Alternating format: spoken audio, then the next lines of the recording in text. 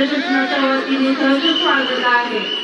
सर्व अनुयायांना विनंती आहे की आपलं अभिवादन झाल्यानंतर बाहेर निघण्यासाठी बनवलेल्या रॅम्पचा वापर करून पुढे मार्गस्थ व्हायचं आहे। मागे गर्दी वाढत आहे, येणाऱ्या अनुयायांसाठी आपण जागा उपलब्ध करून द्यायची आहे।